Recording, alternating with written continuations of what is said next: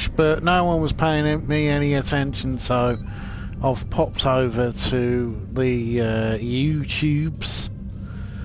I am on Twitch under the Thinking Saber Cat because someone was already the Thinking Cat, which was a bit annoying. I'm also on Twitter as the Thinking AKA because I basically changed the name of my Twitter because I suddenly realised, what if in 6 months I decide to be the Thinking Wolf or some other animal? Yeah, so you know, that's what I was, my mindset for Twitter. I'm going to talk about some stuff that's basically in the news at the moment. I also watched probably, well, I now watch stuff. I can't give up on Star Trek and Doctor Who because I'm fans of both franchises, but what happens is I just watch things once now. But the loss of their homeworld has left them in ashes. The survivors of the cataclysm have gathered under the banner of Empress Sela. She has sought out new allies from the Delta Quadrant in an attempt to rebuild the Romulans' former might. Oh, hang on. And now, she seeks revenge for a lost world and a broken people. Oh, there it is. Ooh. So I watched the Doctor Who New Year's special because we can't have a Christmas special. Can't have it to do with anything to do with Christmas for some reason. I've got no idea why. I don't think it's political correctness. I think it's just that Chris Chibnall doesn't like Christmas or something like that. Some nonsense, I'm sure, because it's not the religious thing, because I know tons of Muslims and Hindus I work with all the time who they still have Christmas, they just don't see anything religious about it, like pretty much 90% of the UK population. So it's not that. I think that Chris Chibnall's just a mean-spirited person. You know, he's a terrible writer. I know that for a fact, because we've just gone through him getting rid of the only likeable companion. Keep the boring girl who doesn't actually have many lines at all, but all of a sudden seems to have loads of lines. Don't know what that was about. Maybe the actress just got sick of being sort of second fiddle all the time and said, give me more lines or I'm going to walk. But yeah, I watched it. I watched the New Year special knowing that it was going to be pretty dreadful because the last season was completely dreadful. So, you know, I when watching shows like, especially Star Trek Discovery now, I sit and watch them and I think, you know, all those years, all of that work by other people, and this is all you've got left. But so plot-wise, it was a mess. There was loads of build from the last episode of the last season that the Doctor was going to be in prison, and oh no, how will she survive? Will she regenerate there? And all of it was over within 3 minutes. You know, they put Captain Jack in, even though he doesn't act like Captain Jack. There's like 2 Captain Jacks. There's the one that was on Torchwood, who was moody and grim and, you know, could act. And then you've got the Doctor Who one, who is like a hyperactive child, who's real badass, but constantly happy all the time. And not really that sexual, unlike he is on Torchwood.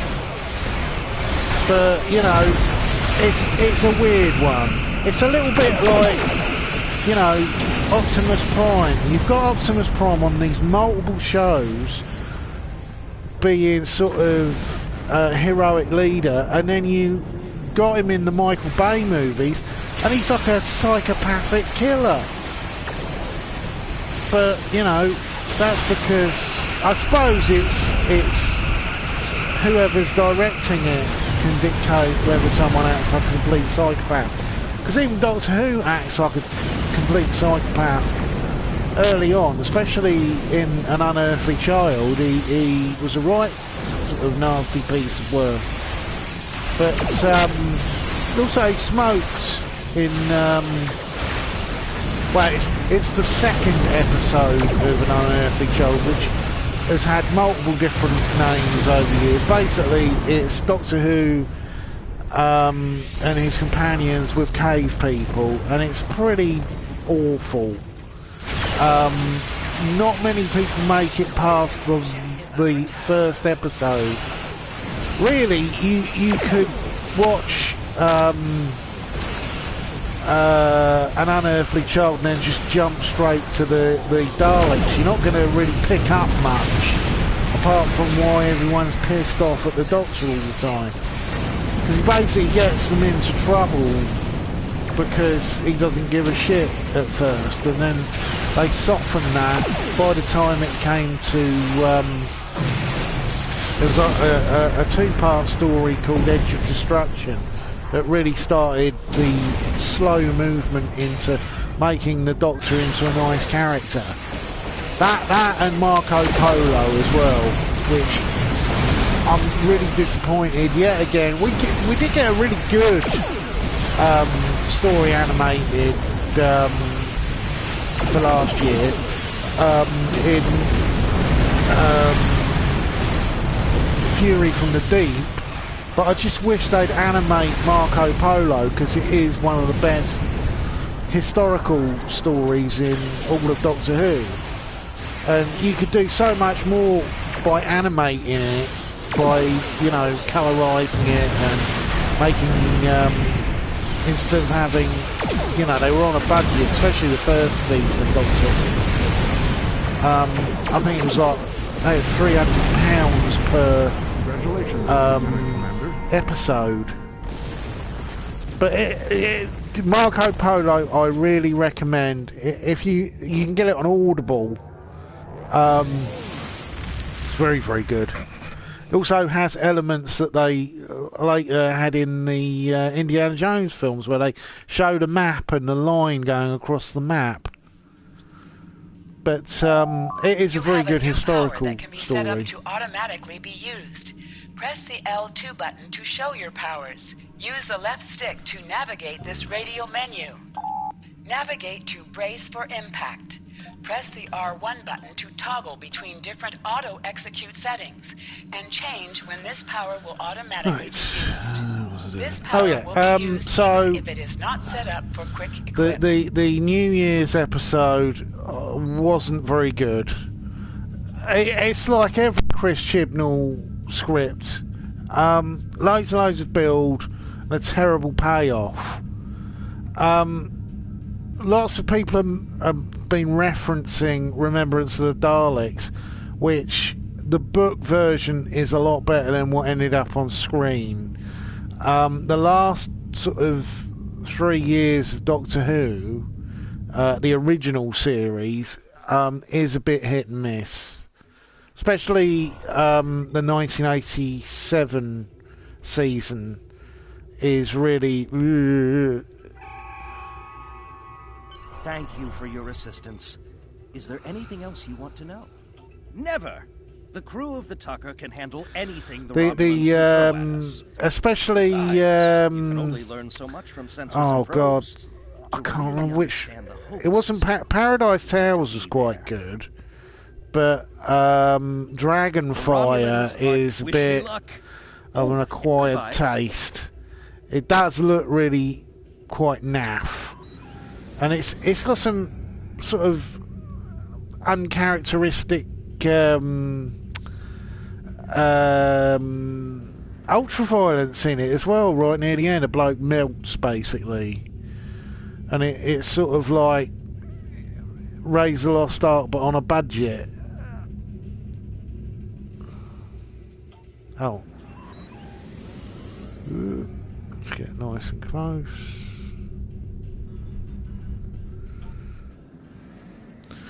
So yeah, I was watching this Daleks story, and for a start, that it's literally a sequel to the very lazy other Dalek story they had about, was it? It must be over a year ago.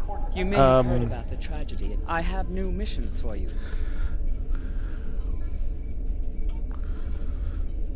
You know, I've tried to like the new show, but it's just so bad. It's really not very well written at all. Oh, who's that? It's a late mission. It's, you know, there's lots of problems with New Who, mainly the way that it's structured episode-wise. Really, it could do with having, sort of going back, looking at classic Who, and having that element of, you know, lots and lots of episodes.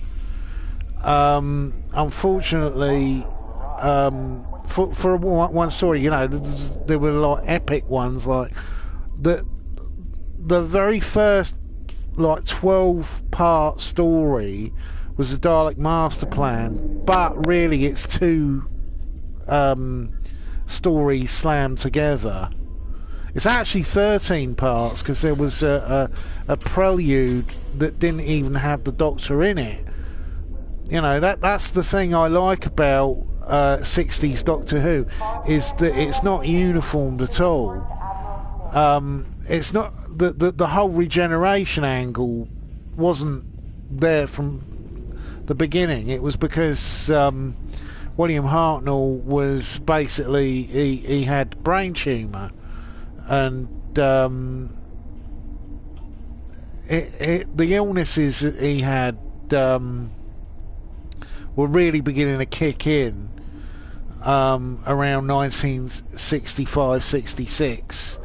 So they had to basically find a way to replace him, because he, you know, you watch early Doctor Who, one of the things that you do notice is fluffed lines, and that was because they really couldn't afford on the BBC budget to be bringing in lots and lots of takes. You were limited to the number of takes you could have, and you know, early Doctor Who is really sort of revolutionary in lots of ways. That way that they changed the lead character. You know, you've got James Bond films, but James Bond films aren't really canon to each other.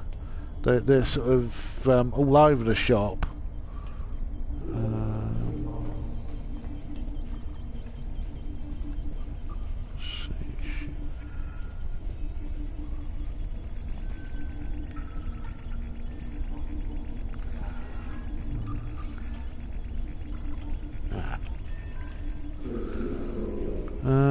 Where are we going? Ah, ship's equipment. Oh, I've got enough cash. Oop. Inventory.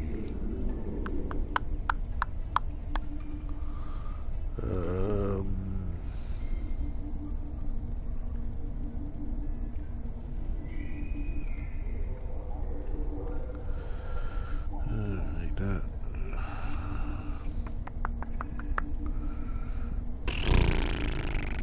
Oh.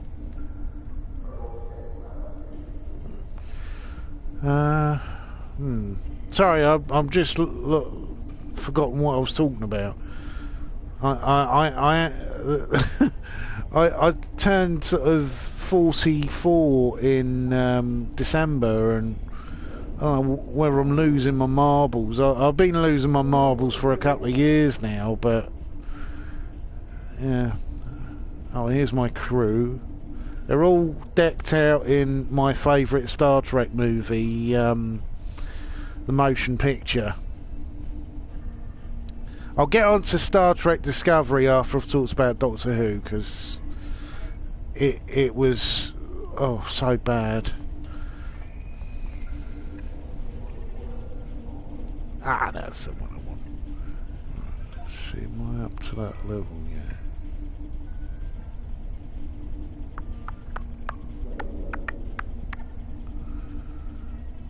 That was a science vessel. Oh, I'll get that.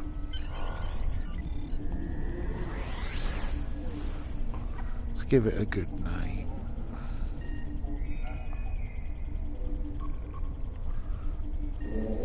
Norfolk. Ugh.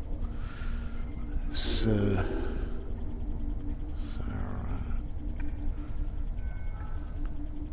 Oh, Sarajevo.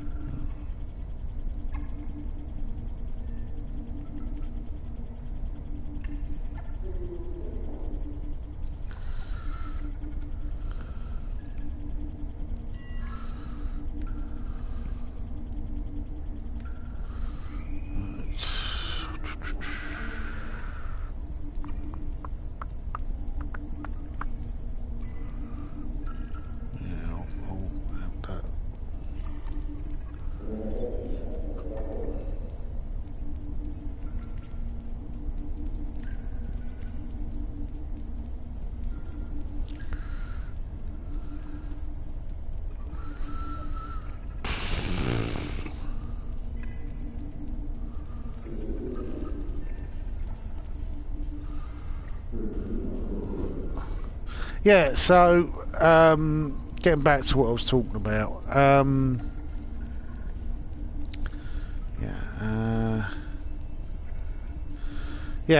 was watching the Doctor Who special, and all I could think was, God, this is so lazy.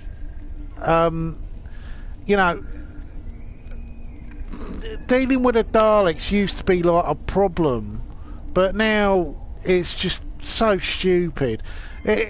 Literally, they reused a concept from one of the I think it was the series 2, something like that.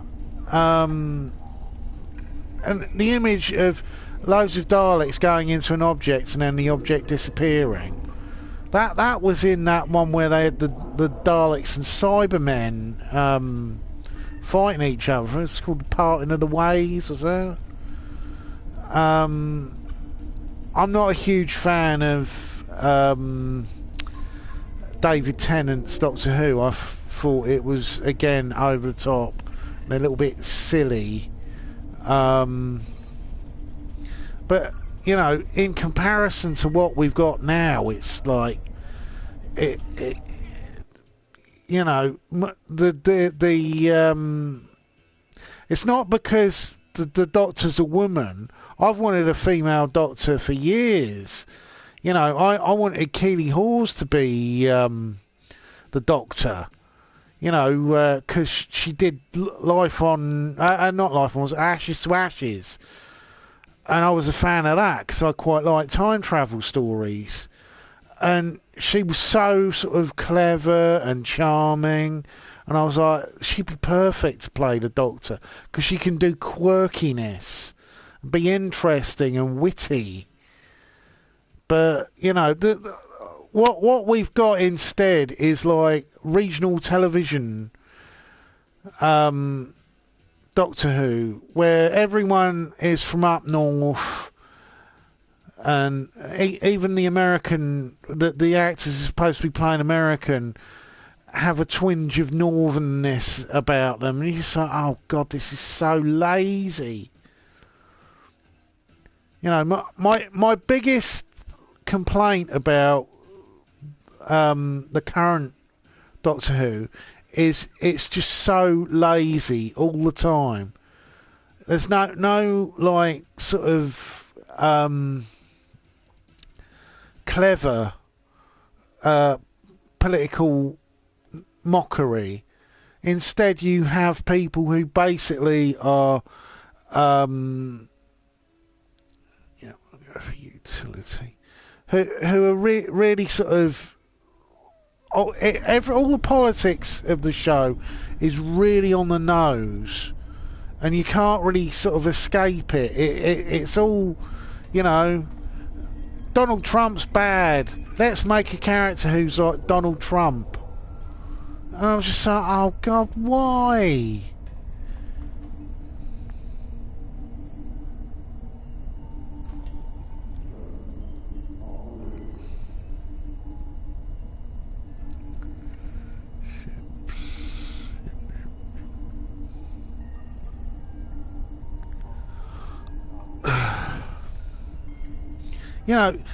It'd have been much better, in my opinion, if they'd made just sort of an alien as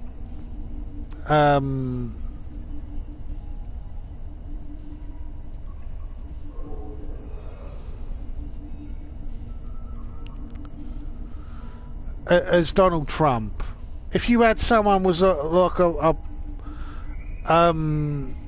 politician, but in space, it's like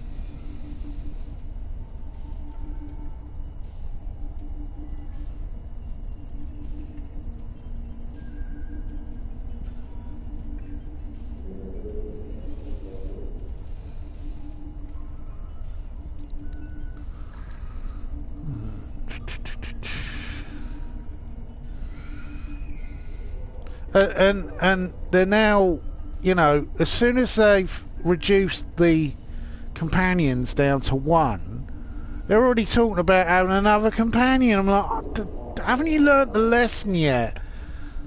The only time in classic Who where they had more than one companion, and I'm not including Unit because Unit aren't really companions,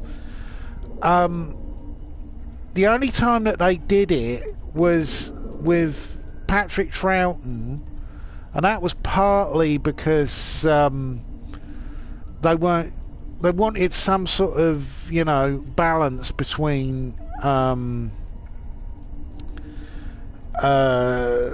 Doctors, and how you do that is you have companions. Ooh,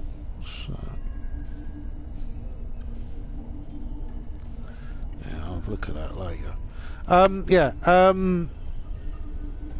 So basically you use the companions so the audience don't feel completely alienated. The only time that they didn't have that sort of switch over was when they rebooted the series, but that's understandable. They're already going to get Sophie Aldridge to be in she wouldn't even have been the companion anyway, because the Paul McGann Doctor, though he had companions on Big Finish, they weren't going to bring that into because no one would know what they are, because Big Finish, I know it's popular with the fan base but not the general public. And because the BBC's financed through TV licenses, you have to make a show for more than just a handful of people, well, not a handful. So there was a, you know, the funny thing is, because I've been a Doctor Who fan since about 1985, I've seen all of this for a long, long time. But new fans to the show, who just seem to be fans of the new version, who haven't watched the classic show because they think, oh, special effects aren't very good. But how you make up for bad special effects is really good writing. And you've got stories like my personal favourite classic Who story is Inferno, which is it's a brilliant, you know, the Doctor goes to a parallel world in it where basically UNIT are like fascists, and the Brigadier is the brigade leader, and he's got a patch over one eye and a dueling scar, and it's just really, really good story. But most people would be put off by it because it's from 1970. But you know, the laziness of New Who is that instead of making really good, well-written stuff like the classic show, they go for special effects all the time to sort of paint over the cracks. Also, it's pretty nonsensical as well, which is really annoying. I can put up with some silliness in a story, but not every story. But you know, I was watching this thing with these Daleks and an explanation how there's sort of,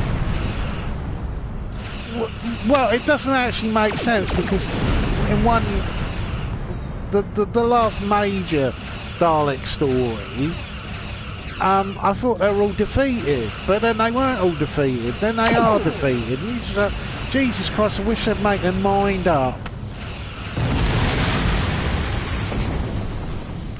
I think it was called The Sorcerer's Apprentice, the one with Davros, which didn't make any sense because Davros has died now like 3 or 4 times.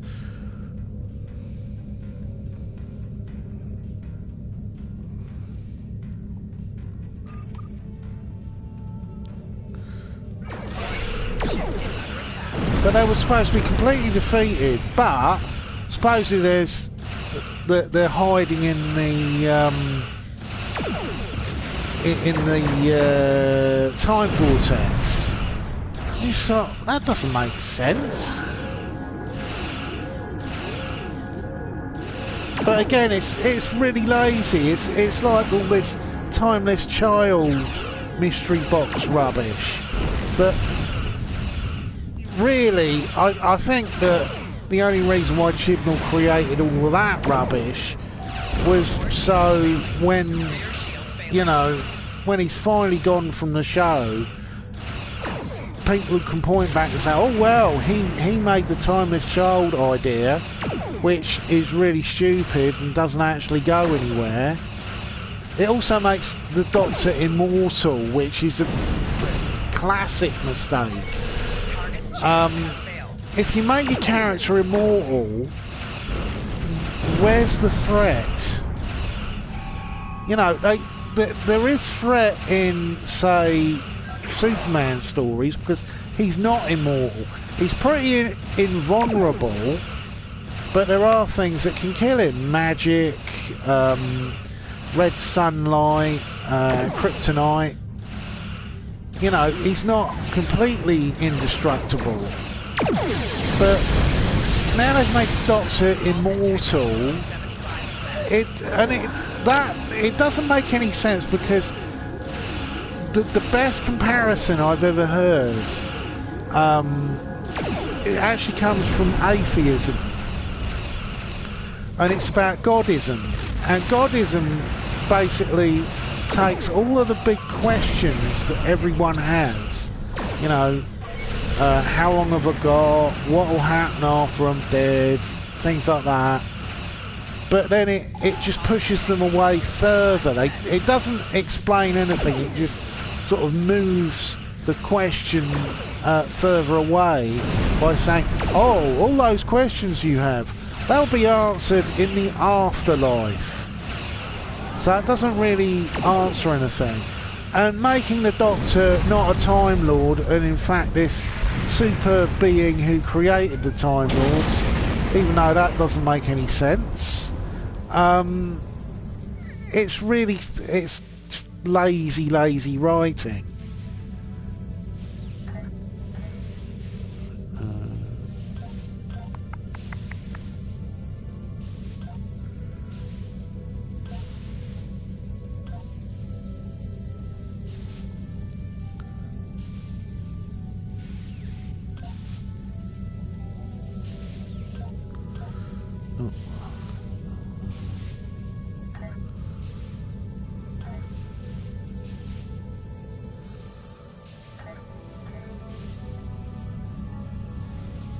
Oh, there he is.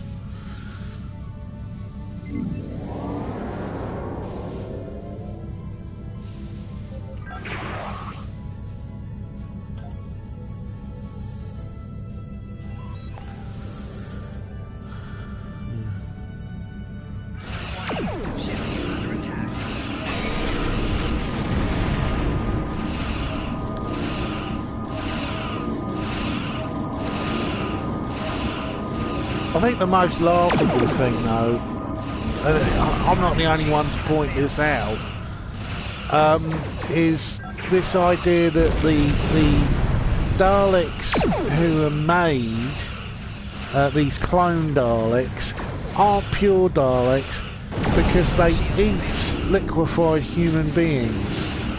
I'm like, yeah, but that'd be like me eating... today I had some... peri-peri chicken, and that'd be like me taking on the DNA of a chicken. You take elements and protein from foods, you don't take its DNA. But I suck. But this is a Chris Chibnall script, so it's going to be lazy as hell. You know, I was actually hoping they were going to do something really daring, like kill one of the companions. But he won't even do that. Instead, we've got, like, the two blokes have left, and they're literally the same characters they were from the pilot. And I was like, this is really awful.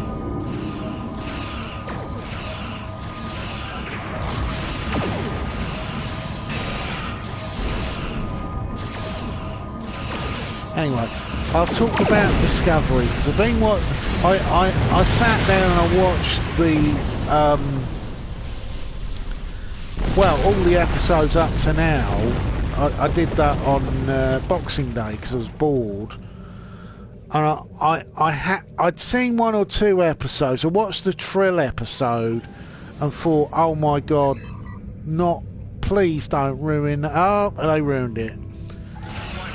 They made a classic goof within the first like sort of couple of minutes of meeting this Trill by making the insane claim that, oh, Trills have never been put in a human being before, completely failing to realise. I don't think whoever wrote it knew anything about Trills beyond Deep Space Nine. That they'd watched the Deep Space Nine episode and they'd Emissary and assumed that was the first time there were Trills in Star Trek, because it wasn't. The first appearance of a Trill in Star Trek was in The Next Generation, and a symbiont gets put into Commander Riker, who is a human being. He's like a temporary host, and you know, oh, shit.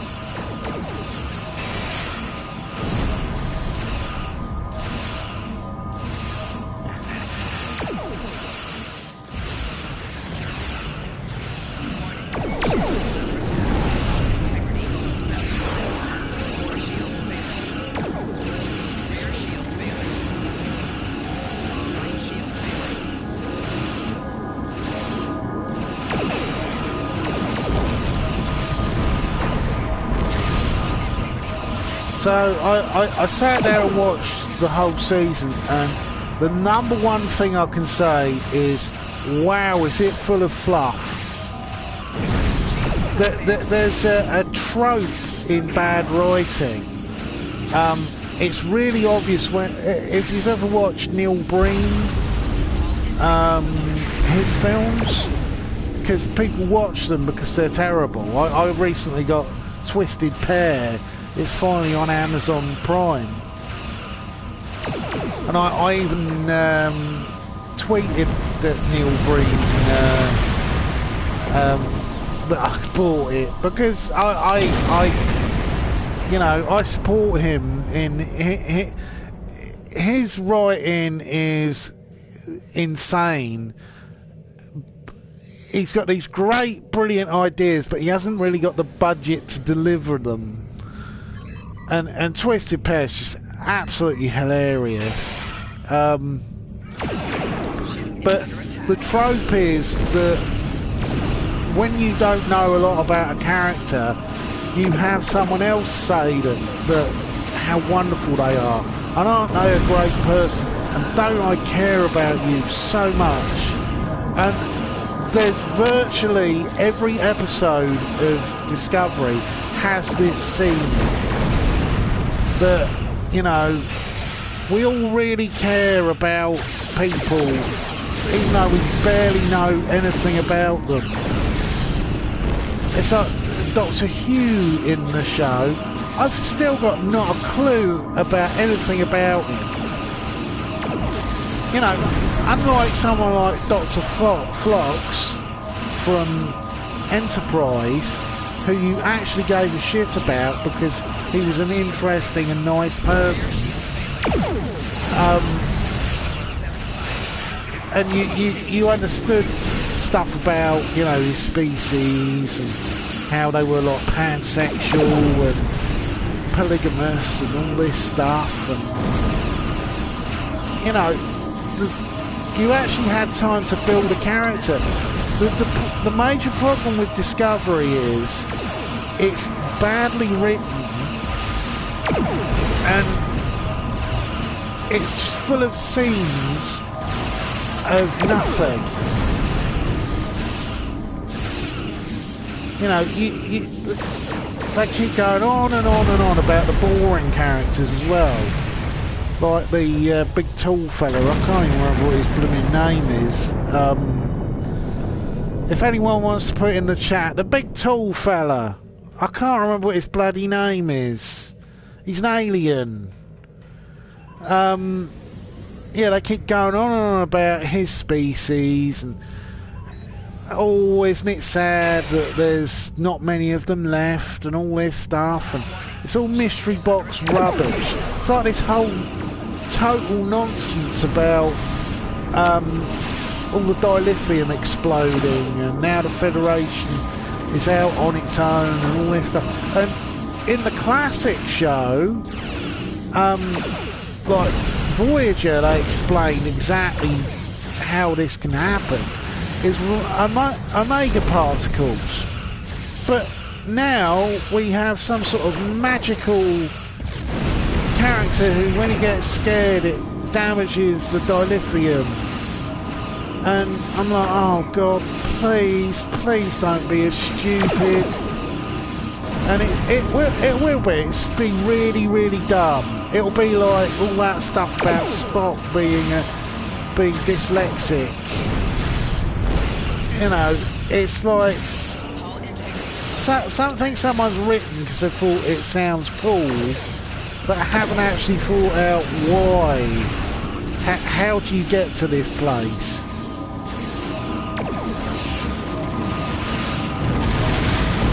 Oh, Christ, took enough shots.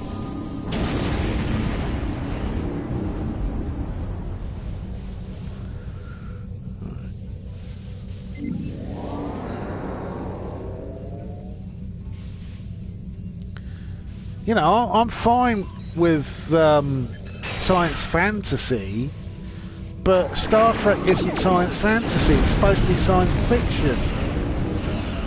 And just watching this season and watching all of the epically stupid stuff, you know, the whole Orion thing and sort of doing the Orion Syndicate, but it's a really boring Orion Syndicate. It's not like the Orion Syndicate that appeared in Enterprise, where you had these huge blokes. You know, they got the wrestler Paul White, the Big Show, to be an Orion slaver. And, you know, it looks pretty amazing because most actors aren't very tall people. You know, a lot of them are average height and things like that, or shorter than average height. And you put them next to someone who's 7 feet tall and they look tiny. You know, and there's none of that body piercing stuff that Orions do. Also, there's no Orion slave girls. That, you know, the big thing about Orion slave girls is that they can control males through their pheromones. And there's the whole plot line in Enterprise Season 4 where a bunch of what appear to be Orion Syndicate as like a peace offering. It's really a way to get onto the Enterprise and start dominating the men. Because Orion slave girls were in the actual pilot of the original series, The Cage, which I rewatched recently, and it's still as good as it was when I watched it the first time round. You know, that's got Pike in it, but it's not the sort of cuckolded Pike from like the last season of Discovery. It was actually the proper Captain Pike. You know, who has doubts about himself and whether he wants to leave the Federation because he's part of a mission to a planet and a load of his crew got killed by accident in a first contact situation. But they can't do that in Discovery because that would actually involve building a character, and also then that Pike wouldn't be standing in a corridor whispering at each other. That's really annoying. I can't stand this constant intensity. No one can speak to each other like human beings in Discovery. They've all got to be talking really quietly, really dramatically, and they're all slightly sweaty. And it's like, this is like watching a Michael Bay movie.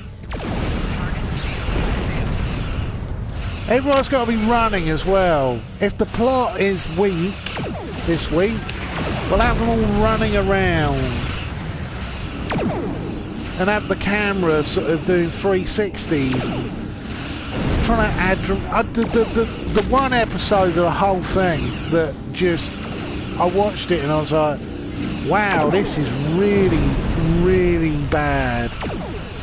And there were loads of like Discovery fans on Twitter saying how wonderful this is. Oh, it directly links to the TNG unification story. I was like, it doesn't, does it? I watched it and I was like, for a start, why are there only Romulans and Vulcans? Why isn't there any Remans? Also, Vulcans and Romulans have a shared heritage. They're not the same. Vulcans are telepathic. Remans can have telepathic powers, but Romulans don't. But I just thought, I was sitting watching it, I was thinking, well, actually, there is Romulans, Remans, and also there's Mintarkans. So wasn't there any Mintarkans there? But obviously not. You know, that actually involved knowing anything about Star Trek.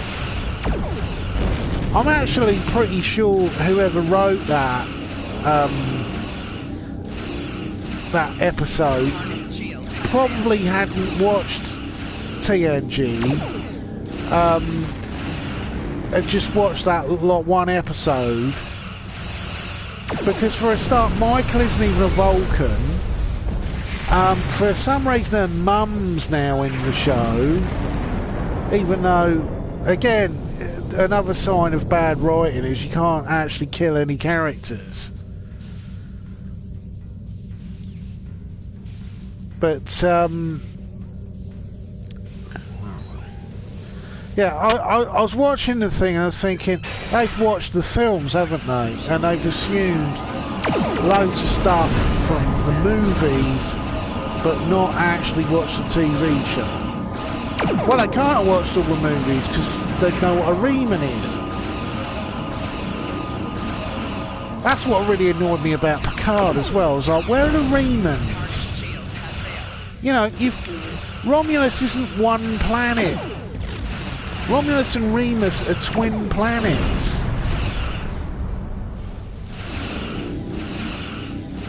Bloody annoying.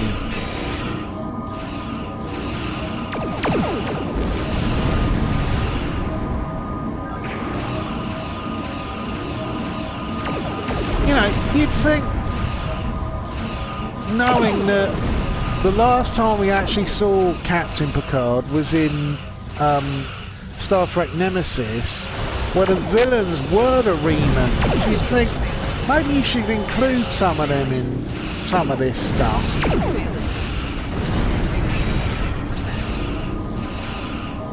You know, this game you can play as a Reman. One of my captains is a Reman.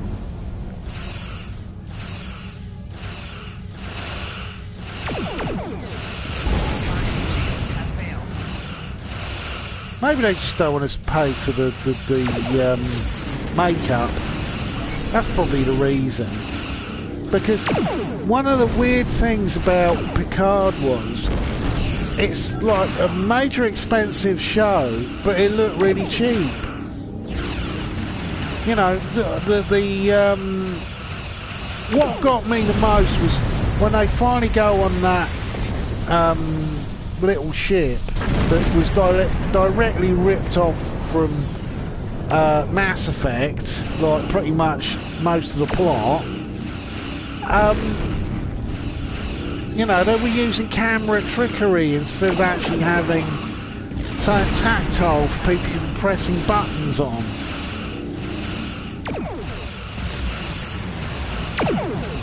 Even though Picard's just an absolute garbage fire.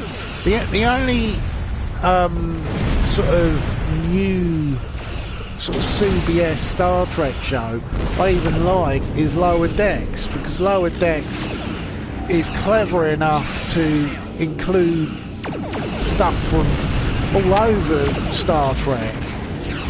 Like, I really laughed. I think it was the second episode. They had an alien in it that was actually taken from the animated Star Trek show. I was like, this bloke knows what he's doing. Why isn't this bloke writing Discovery?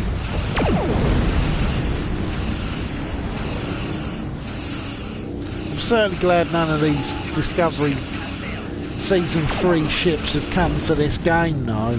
That stupid shit where the warp nacelles aren't actually attached to the ship. That completely threw me. I was like, why would you take the warp nacelles off of the ship for? Congratulations. Oh, because it looks cool. Oh, well, that explains it all.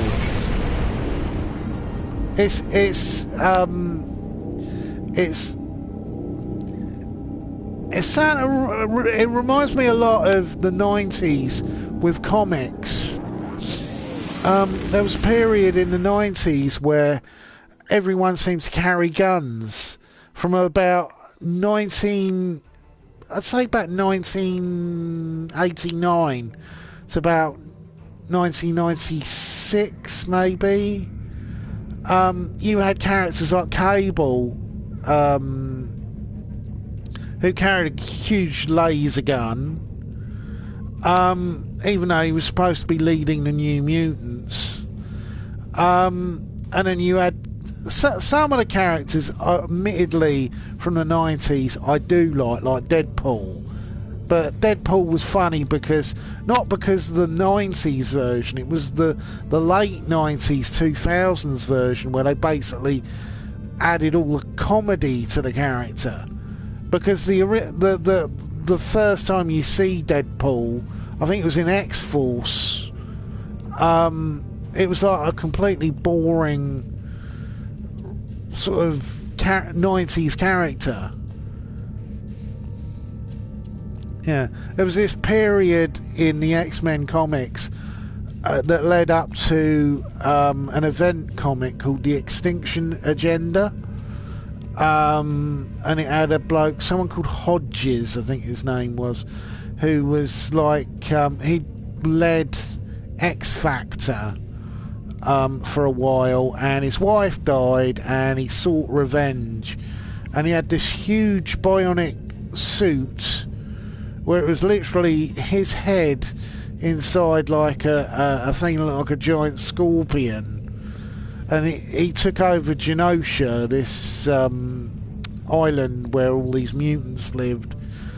And by the end of it, all the X-Men were like together. And it was like nearly 35 X-Men.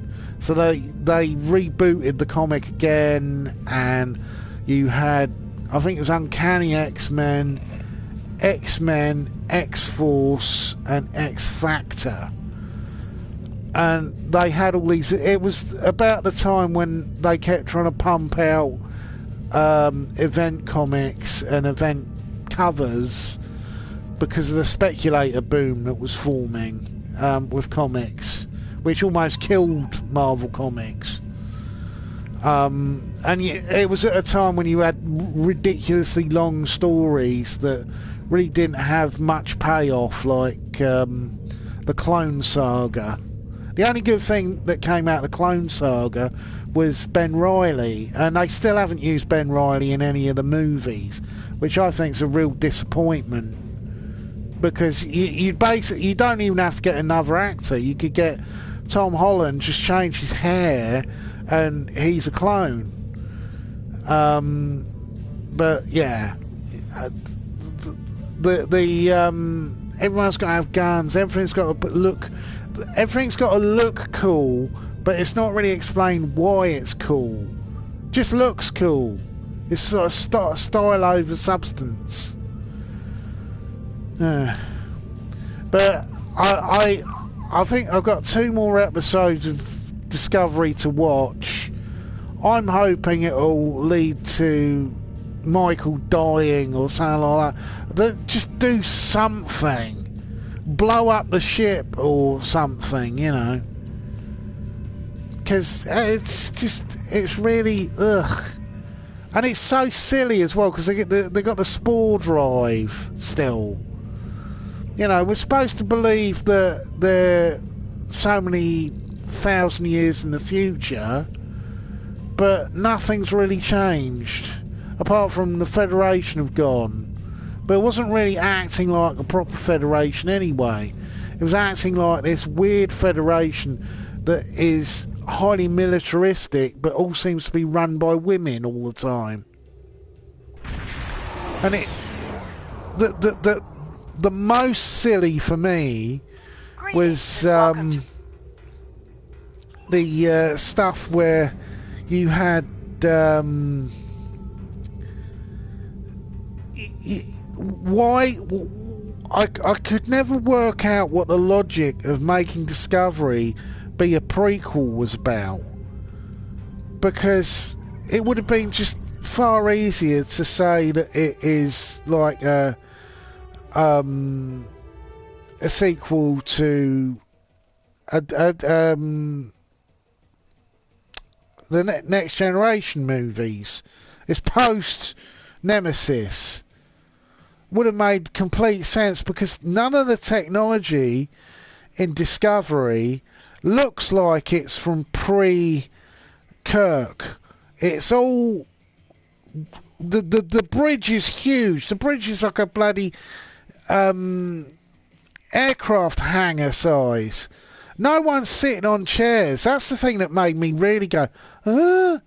No one's on chairs. They're all standing up all the time. Which must be pretty bad on the knees, I'd have thought. You know, when you look at classic bridges, like, say, are already in the conference room.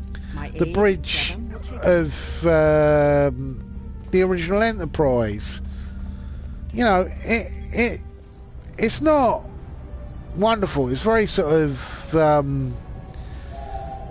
lights and noises, but at least it's something.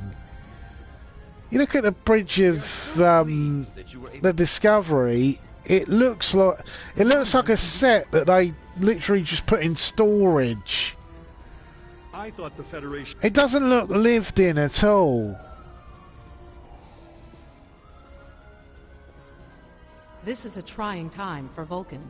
The Romulan Star Empire blames the Vulcan science experiment, the Hobus supernova that destroyed their world. They are utterly intransigent in this misguided belief, despite the fact that Ambassador Spock warned... I am so pleased to see the Federation recognize and attempt to rectify its past mistakes. I knew that a people... Thing that actually did make me laugh the most about this new season is how someone's obviously a fan of Knights of the Old Republic has thought, how can I get the Ebb and Hawk into Star Trek? And they've done that literally with this what's his name, Book, his odd shaped ship. It's basically the Ebb and Hawk.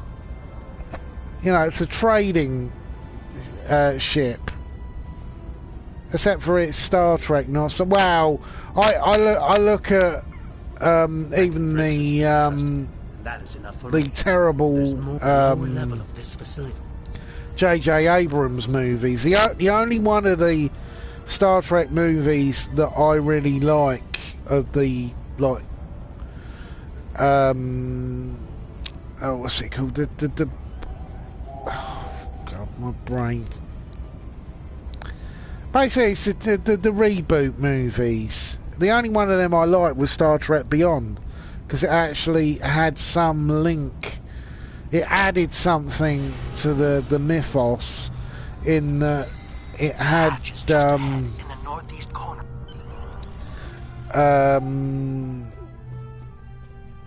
It had the Mako ship, because as plot lines go, I can remember all the people shouting, how can the Franklin be an NX-301 sort of thing if it's Warp 4, because the Enterprise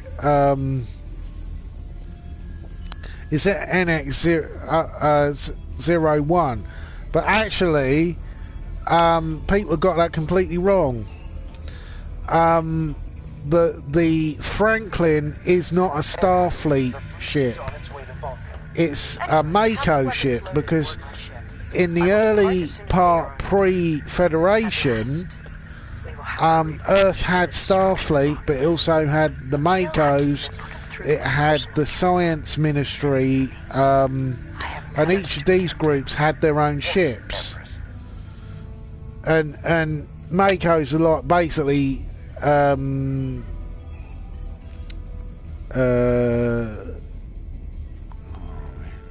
yeah, the Makos were the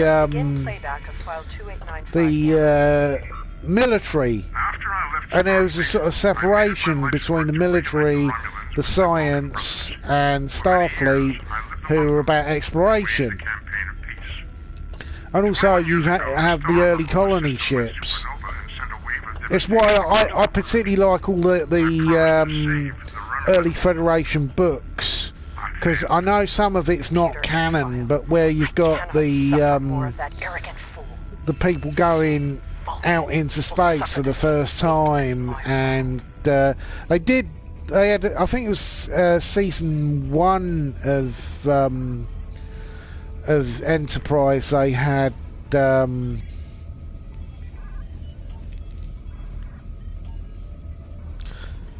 they had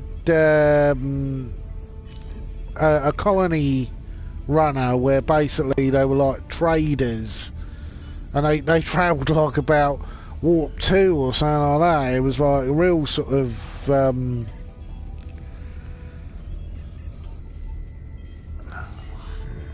I have Hakeem, Empress.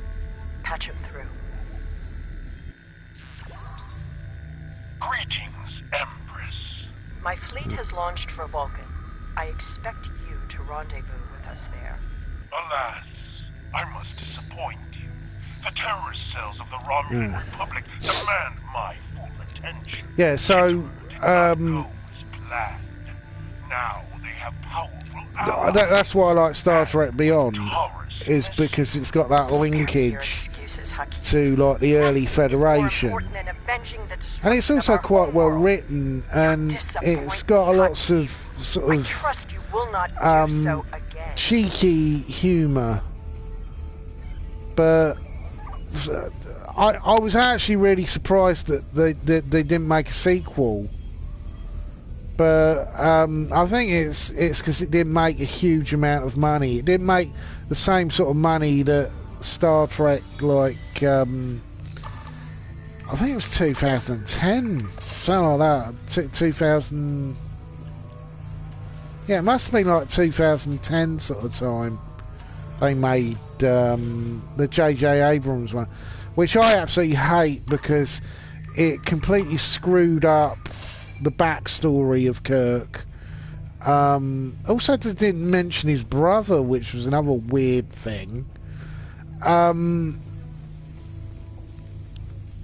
Into Darkness is just rubbish. You know, Benedict Cumberbatch, I like him as an actor, but he's not very good at playing villains, and he certainly isn't Khan Newland Singh, who's supposed to be Indian. It's not supposed to be a white guy. You may have destroyed these weapons. You know, Ricardo Montalban, I know, isn't Asian. He was Latino, but at least he was great because he could be really menacing, but then he could also be really ranty and insane.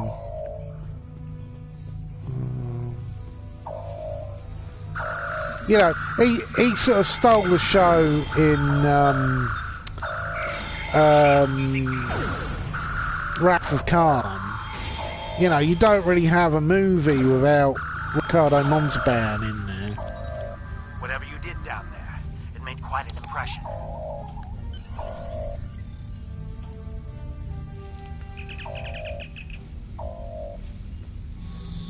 Yeah, for a long time, Wrath of Khan was my favourite Star Trek movie, but I got the special edition of the motion picture which cleaned up loads of stuff.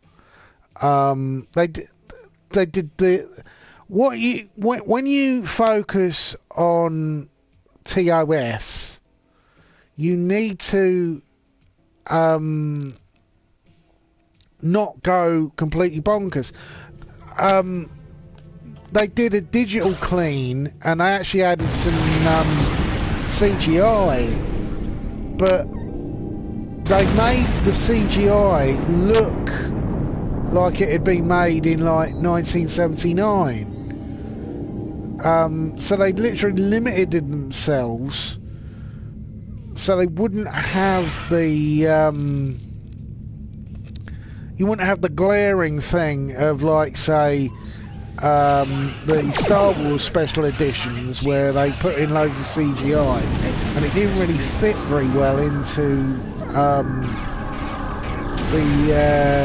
the rest of the film. It sort of was a bit glaring, a bit like that bit where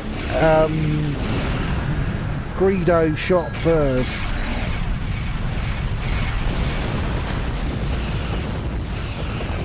I remember seeing that in the cinema and thinking, what's happened to his neck?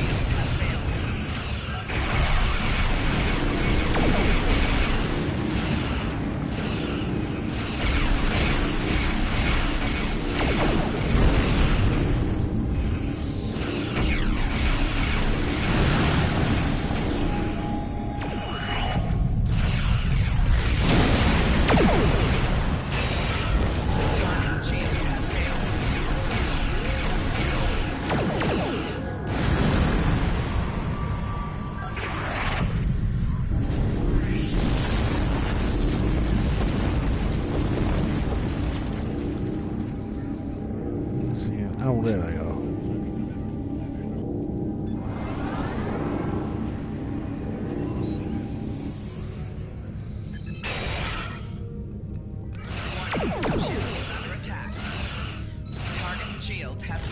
I do not have believed anyone capable of this treachery.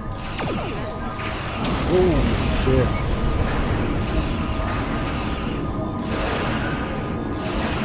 Let's keep behind them, where they can't fire those plasma.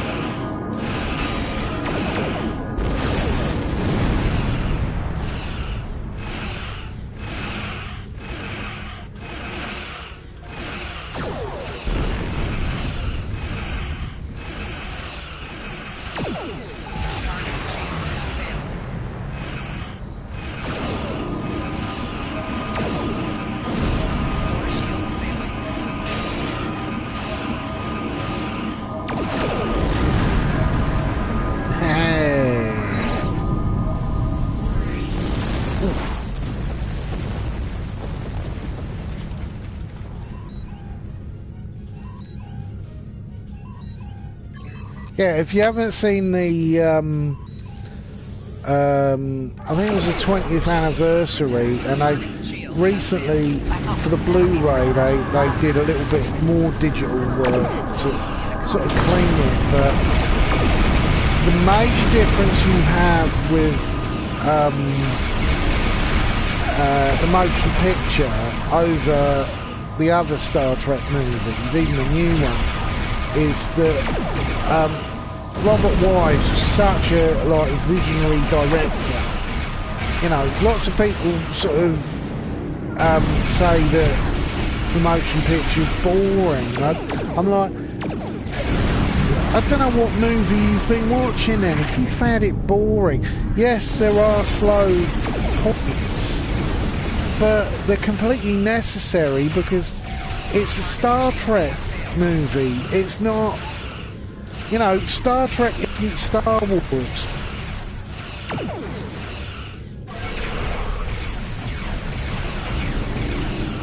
And that stuff with the Douglas Trundle stuff where they were going into the Vija cloud. Oh, it's amazing. I watched the motion picture years ago at a cinema.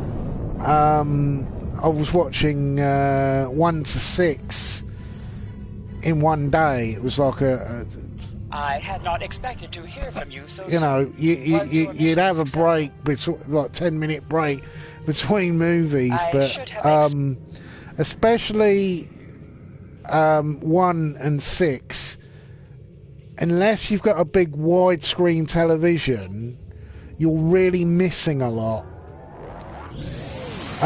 It also pays to see it in 4K because it's beautifully cinematography in it, where 2 to 5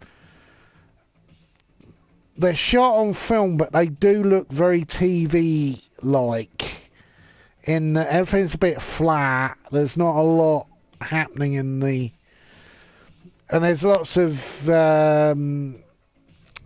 camera point of view shots, which you really notice on a big screen. You sort of take it for granted on television because you've been watching television shows. How can you fight what you can't see? But Surrender you know, now, there's no big wide shots. Unlike in Undiscovered Country, there's all that stuff for the ambassadors, and motion picture. There's this brilliant shot where Kirk is like explaining to the crew what's going on, what Vija is. There's the odd crew members who, there's like Native Americans and a bloke who looks like he's got a bum on his head. But I particularly, the thing I most love that unfortunately is only in the motion picture is the uniforms. You know, all of those clothes look so comfortable.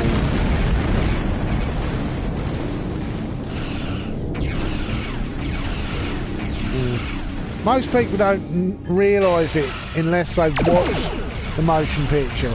That the motion picture originally, it was going to be a pilot for a sequel for the original series called Star Trek Phase 2, and eventually Phase 2 became The Next Generation, and Commander Decker and Ilea became Commander Riker and Troy. And the background story is exactly, there's even lines in Encounter at Farpoint that are literally from the motion picture.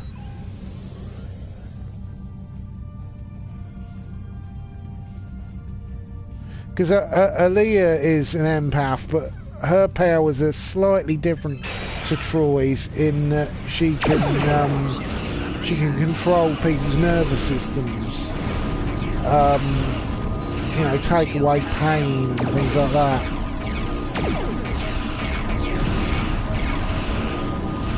Also, I don't think Marina Sirtis was prepared to shave her head.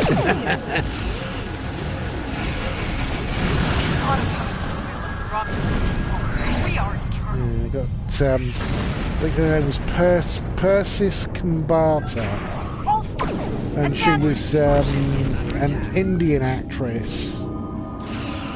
Unfortunately, because the motion picture, it made its money, but it wasn't successful. They were sort of, Paramount thought that they were going to make their equivalent of Star Wars, and they sort of didn't, and it actually you know, it made money, but it wasn't, they didn't make the profit that they would thought that they were going to get, and I think one of the reasons Paramount weren't really happy with a lot of what went down with a motion picture, because Gene Roddenberry was completely removed from any of the films after that. He was given sort of like executive producer, which is a role where you're basically not in charge of anything. Brian Fuller still is classed as an executive on Discovery, but he hasn't worked on it for like, I think, 3 years now.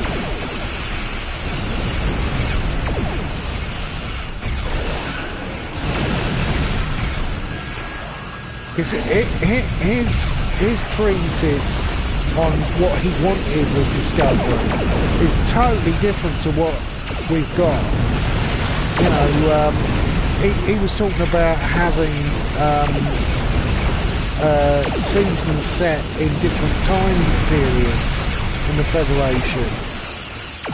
Also get the distinct feeling that Michael Burnham originally was a man, wasn't a woman.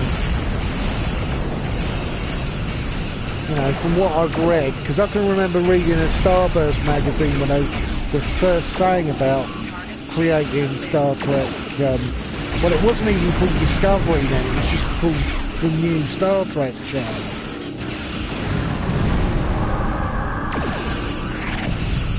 Really, it should have been called Star Trek Victory, not Discovery, because Discovery would suggest a scientific ship.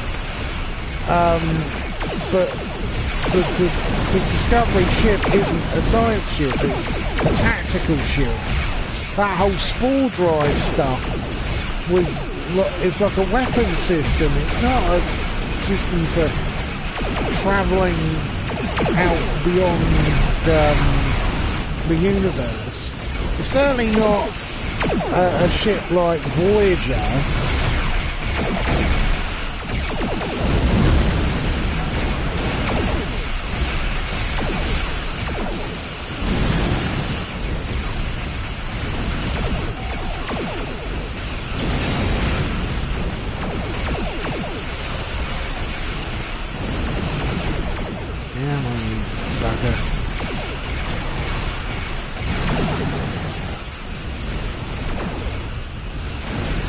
Well, 2021 has already started with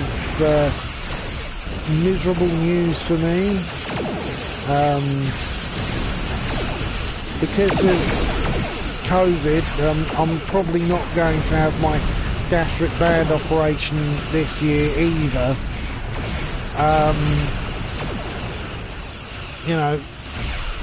I think Brexit is really going to start biting soon. I'm going to have a good laugh when all of those idiots who think that the Brexit deal we've got is some wonderful thing, and it wasn't. The news coming out that I know about is that the Brexit deal was done in an emergency because for months Boris Johnson had been bluffing that he was pro a no-deal Brexit when he wasn't. It was all his attempt to poker face, and it didn't happen the way that he wanted it. And Europe, but basically, I think the Europeans said that you can go out with a no-deal Brexit, but don't think you can trade the pound in Europe anymore.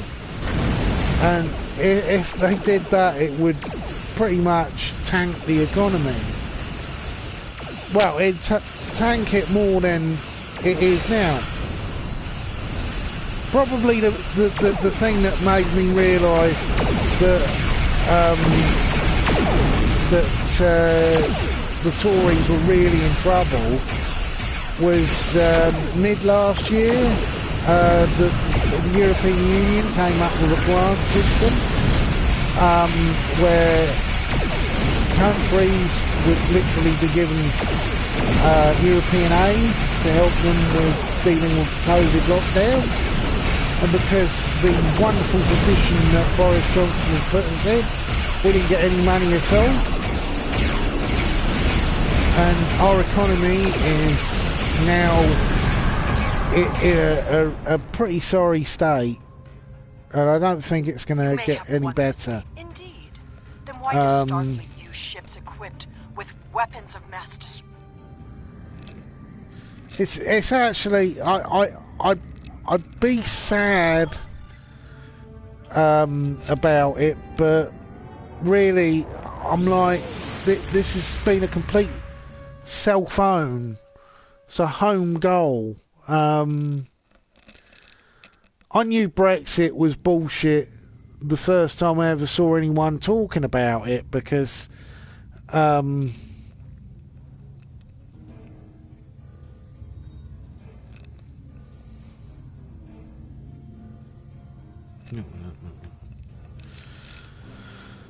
yeah, the no one could actually give me a clear answer to what the benefits of being outside Europe were, and they still can't. I've talked to Brexiteers who were all excited about the Brexit deal, and I said, "Well, you actually read the Brexit deal?" Because they were talking in terms of, "Oh, we can control our borders at last," and I'm like, "You've always been able to control your borders."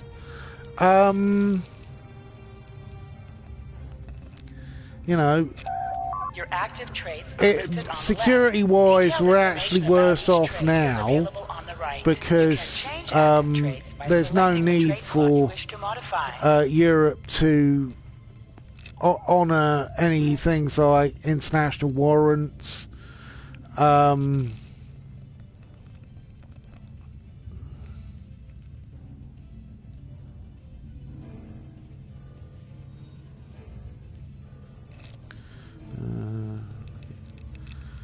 You know, if I, say, committed a murder and went and lived in France now, I could stay there the rest of my life, and there's nothing that the UK government could do. It's going to make fraud a lot easier, because people can fraud the public in the UK, and the UK can't do anything about it. And you know, I heard all of these stupid people telling me about how wonderful everything will be, and I'm like, where's the evidence that it'll be, that the grass is going to be greener? Because I haven't seen any of that. I've seen lots of people with big bold claims about sovereignty and about how important everything is and how wonderful we're going to be, and I'm just like, a lot of it sounds like fluff. That doesn't sound very sort of realistic at all.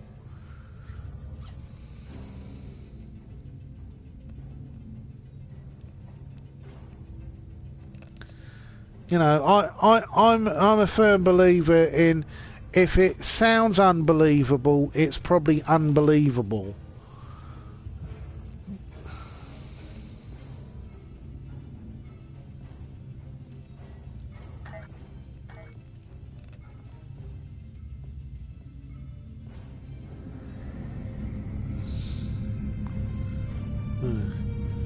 It was especially funny seeing Nigel Farage bigging it up as well. That somehow we're going to be given a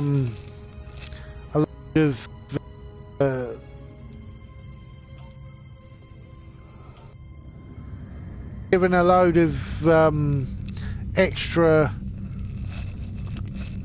value to the pound and all that, and how we can really make moves on the world now. And I'm like, I don't know what planet you're on, mate, but that's just not true, is it? The truth is that the deal with Europe basically puts massive limitations on the UK, because if the European Union sees the UK creating a monopoly or getting a financial advantage over Europe, they are going to put tariffs on us. So there is no benefits. Being outside Europe is really stupid.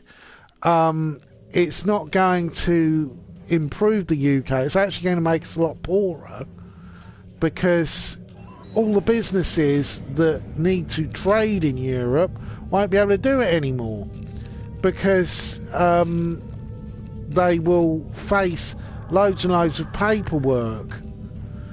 The amount of red tape, it looks like a sort of yellow pages sized documents, and you've got to get them all clear, and if any of them are wrong, you literally will not be able to trade your goods till they are right.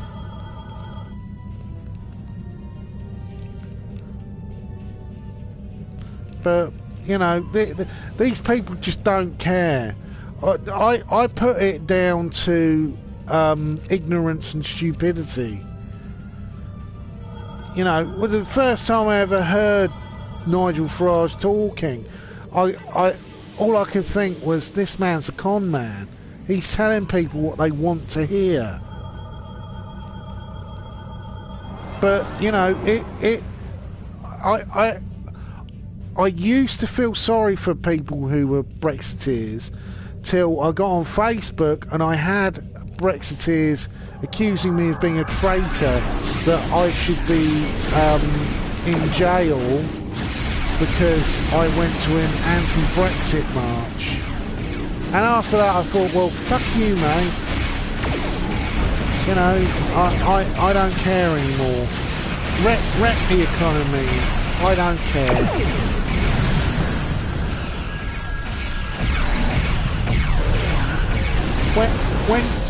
When seeing reality as it is and understanding economics as I do is considered betrayal, really, I hope your society falls to pieces.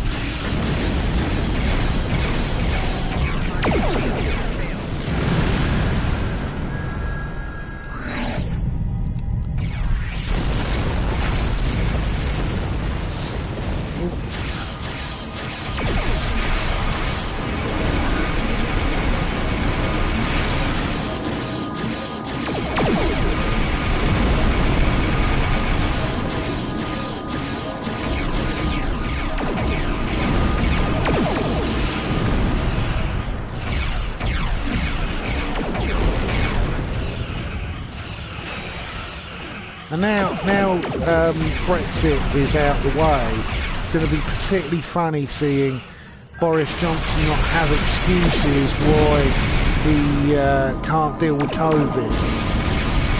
Because the COVID infection as we've got it now is a direct result of his policies.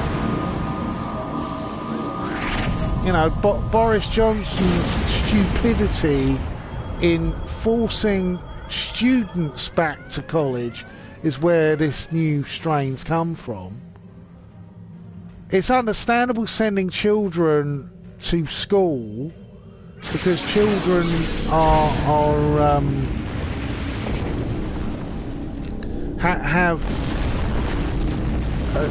they're not immune to it, but their immune system's much better catered for dealing with new pathogens. But what's happened with students isn't, because lots of students are between like 17 and 20, and they didn't have an immunity for it. Got so bad that one university literally had to lock people in the building.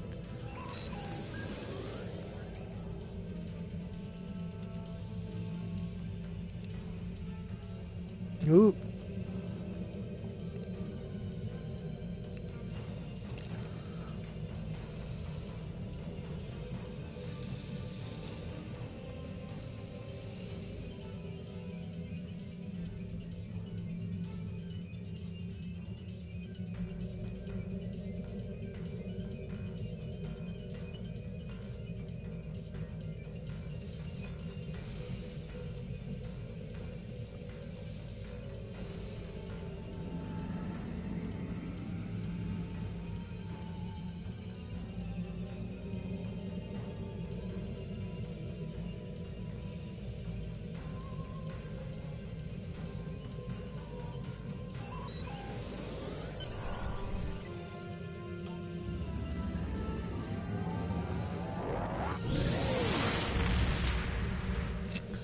So now we've got a strain of COVID that is 70% more infectious.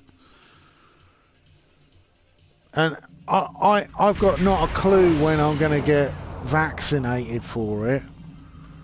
Even though I'm fortunately in the between 25 and 50, you're pretty much okay unless you've got like medical problems, like say, you know, you've got some form of infection, say like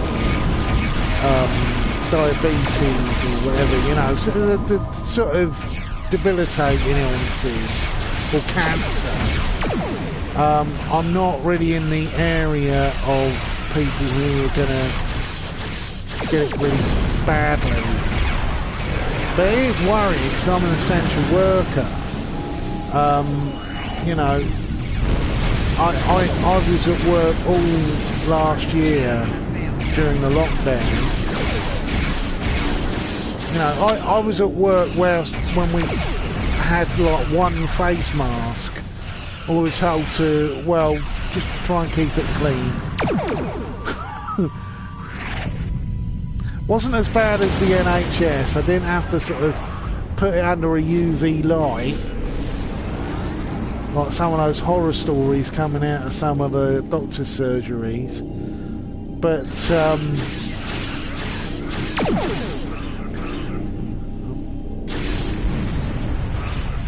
it, you know, it was worrying at the time.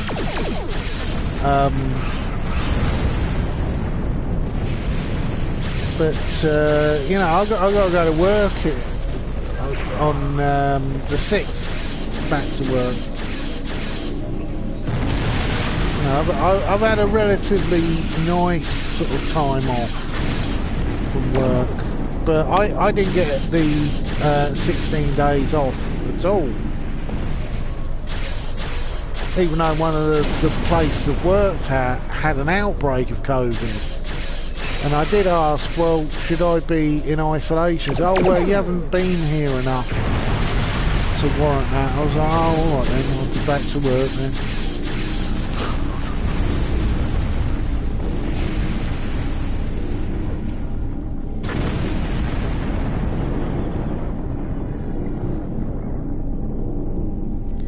But I do get these visions of one of my favourite movies is The Omega Man. You know, the Charlton Heston movie from like the 70s. And there were days last year where it did feel pretty like doomsday-ish. I was sort of going to work and like I'd be the only person in my workplace. I'd see 6 other people all day. And I was like, Jesus Christ, it's like 28 days later.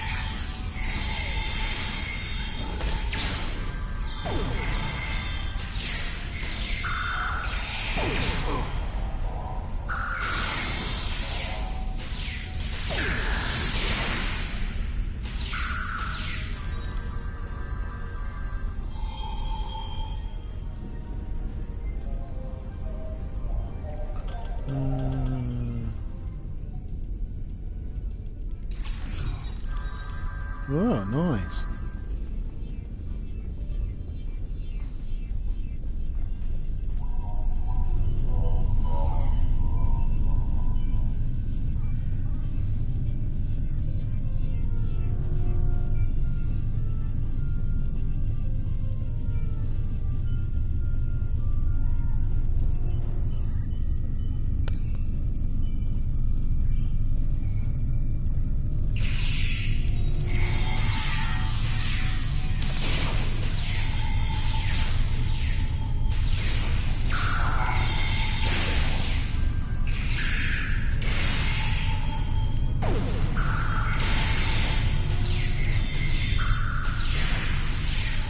Yeah, I think that at some point, I know already there's lots of like young people who are really pissed off about this Brexit deal. That, you know, it's going to make their lives harder, which seems pretty stupid to me. I know it's sort of old-fashioned, but I'm of the belief that, you know, the next generation should be benefiting, not being hindered by the previous generation. And I don't see anything positive out of Brexit. I just think it's fucking stupid. It's been pretty much put in place by lawyers who have been caught out lying so many times. That stuff with Boris Johnson and his bus with the lie written on the side about the NHS, it was put in place that way because elderly people who are concerned about, you know, they need the NHS to take care of them. They didn't want to lose out. And instead, what happened was they're all going to lose out because it was a lie that can never be achieved, because the sort of money that they were talking about, I think it was 320 million a day. That 320 million is actually way lower. It's about 120 million based off of trade with Europe. But if you don't have any trade, that money's not going to be generated. It's so stupid and so selfish and petty. And what's really funny is if you really push a Brexiteer, because a lot of Brexiteers I've met are pretty dumb. They're usually dumb, ignorant people, like my stepdad. And at my birthday recently, we had a little party, nothing major, because, you know, didn't have the money, couldn't really go anywhere, so I got on like Uber Eats and I ordered in some food and we had something tasty, and there was alcohol, and my stepdad got drunk as he normally does, and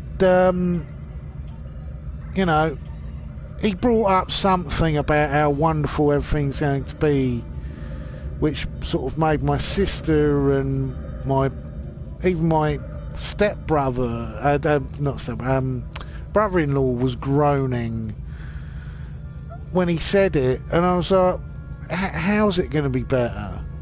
And he basically used a racial slur and he said, oh, it's because these effing, I won't even say it.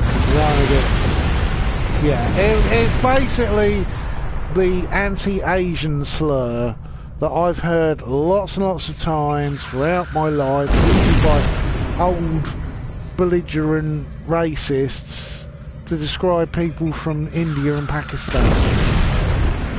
And I was like, well, was that the reason why you wanted a Brexit then?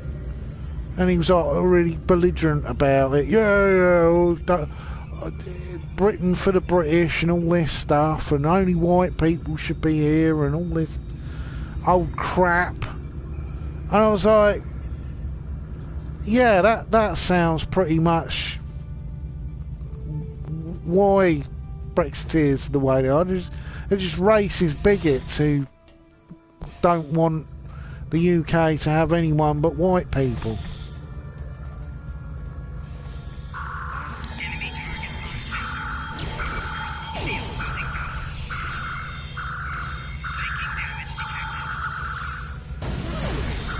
Oh.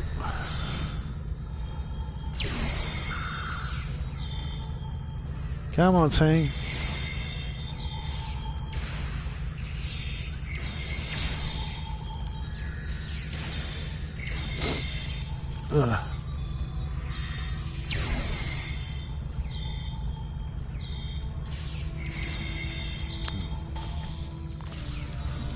respawn yet. Oh!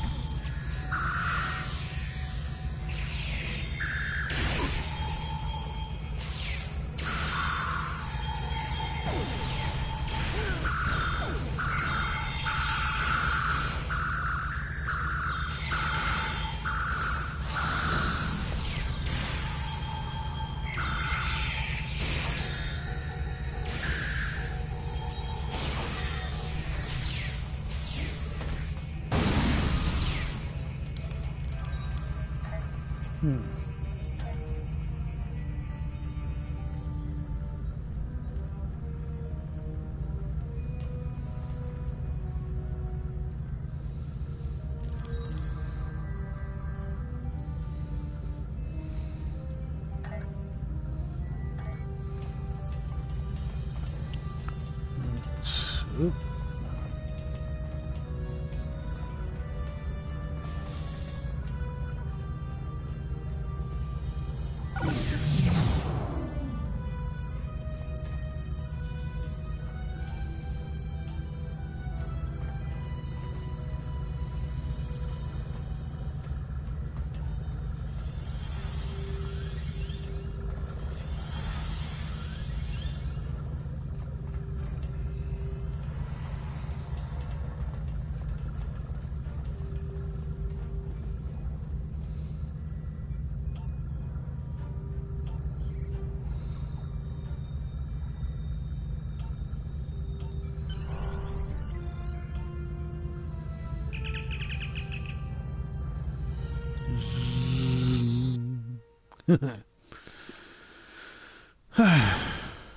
Yeah, so I've personally, my view is that the next election, if the Labour Party don't sort of get their act together and sort of push for rejoining Europe, certainly not. They're not going to get my vote. You know, I thought that Jeremy Corbyn was pretty much shit. His handling of dealing with Europe last year. I keep thinking this last year.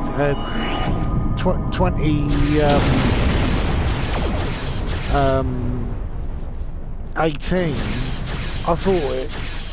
Especially when it turned out that he was trying to do backroom deals. I was like, what is he doing? You know, an opposition party is supposed to oppose government policy. Still, a lot of people thought it was pretty ironic that Theresa May, who was like pro-Europe, like every sensible person, but Corbyn has been a Eurosceptic because he wanted to nationalise the UK industries, and you can't do that if you're a member of Europe. Ooh. I have forwarded your mission reports and the recovered data to Starfleet Intelligence. We now know the Romulans have been researching. Congratulations, Lieutenant Commander. I have new missions for you.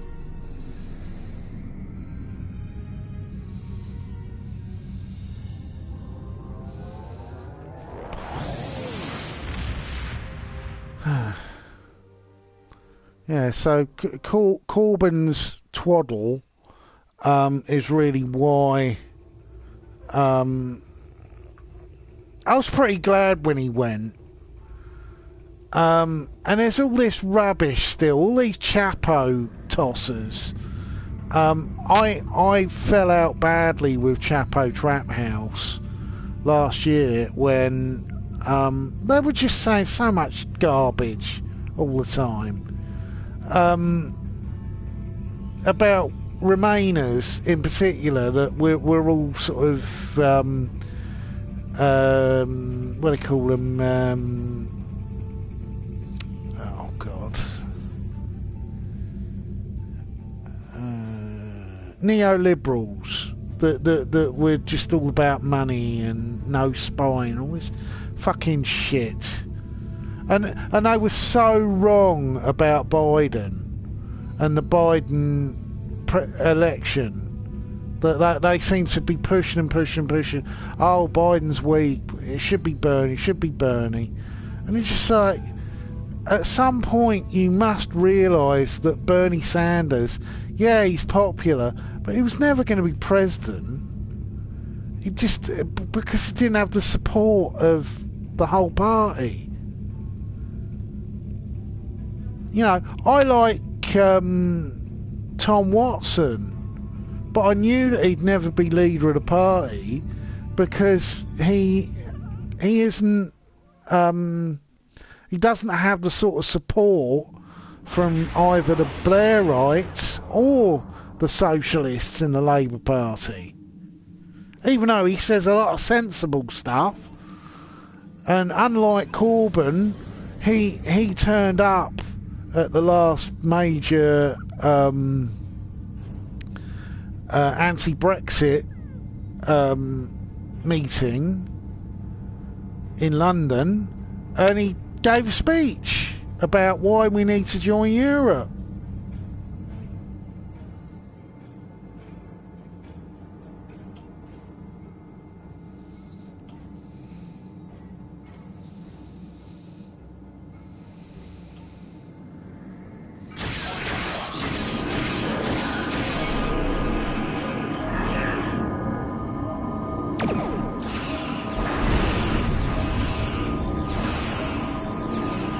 Get him behind him.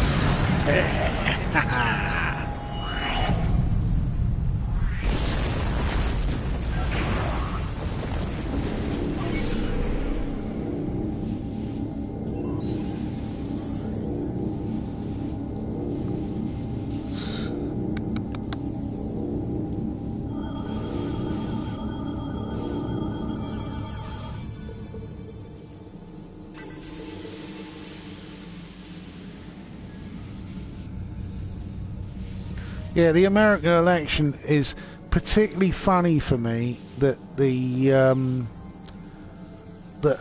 both the left and the right have gone completely insane about Biden. Like the most milquetoast sort of candidate, but so many of these people have completely lost the plot over him.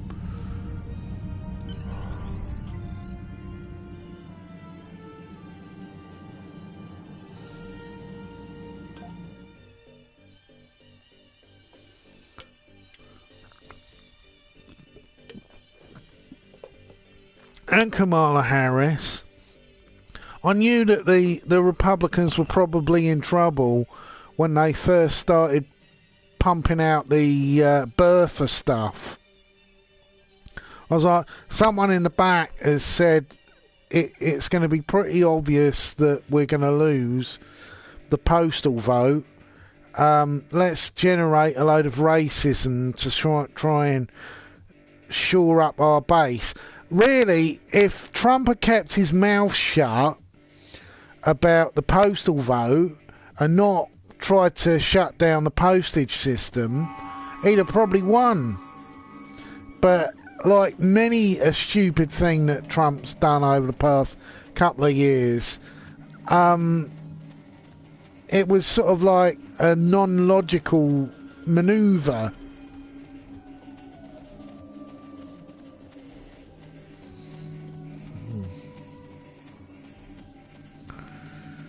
It was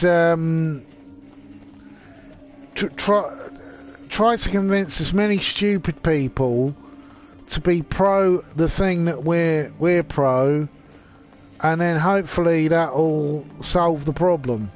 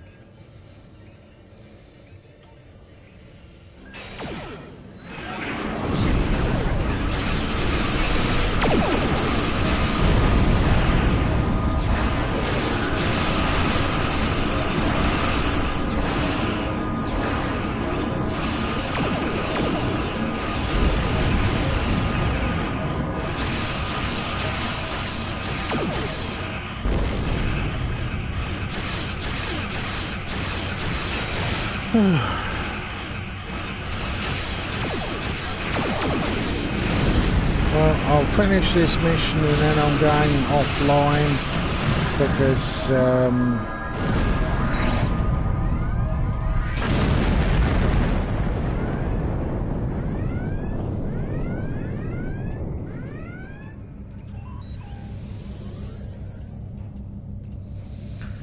I've got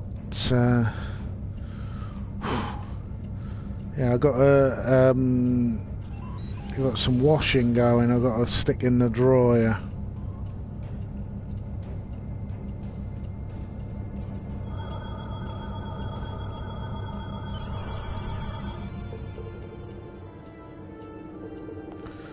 Oh no!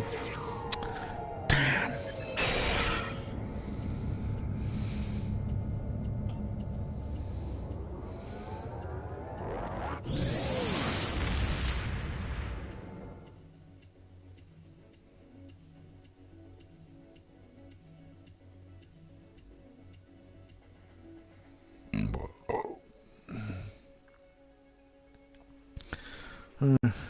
See, if I was going to make a Star Trek show, I'd make a Star Trek show called Star Trek Universe and have ships that could move between galaxies. Have that plot line. Have people travelling beyond the Milky Way into much more distant forms of space. You know, the amount of times that Andromeda has appeared in stories from TOS all the way through to, you know, stuff like Voyager. You know, it's a tantalising idea that you could sort of travel to regions of the universe that, you know, you've never explored. And it'd be so far away from the rest of the Federation, you really would have, like, a ship on its own.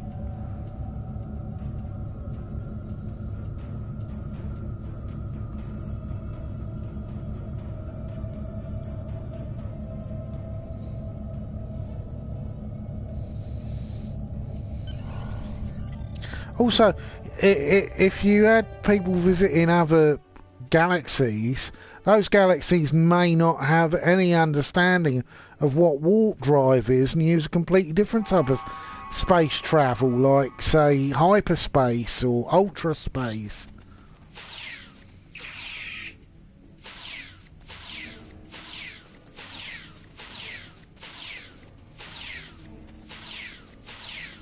Even gravity drive.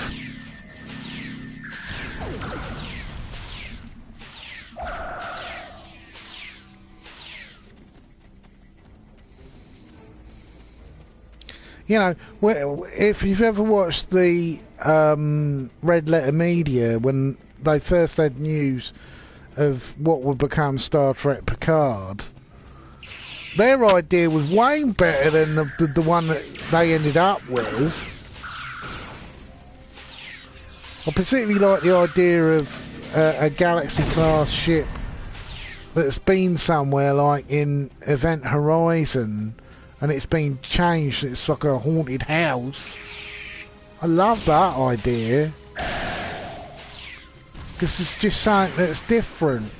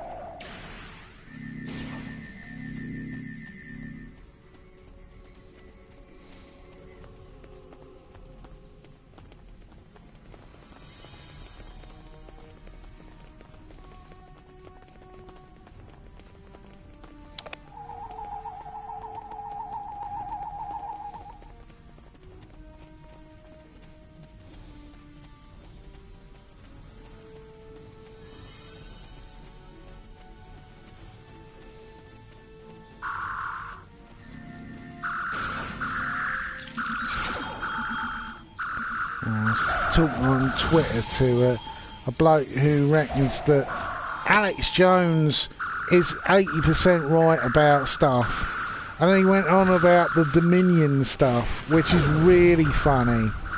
That whole Sidney Powell rubbish, where she was making lots of claims about what was it? Dominion, that was it. That somehow Dominion stole the election, even though Dominion machines only covered like 32% of the vote. Most of the vote was literally done by hand counting. And of the cases they've had of people doing fraudulent stuff, the biggest number were actually Republicans.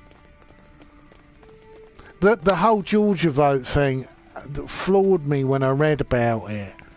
I was like, it's so funny that Donald Trump spent out of his pocket $3 million to get us a recount, because how the system works in Georgia is if there's like a 5% difference, you can get a tax paid recount. You know, it comes out of state money. But if it's above 4%, then you have to pay for it yourself.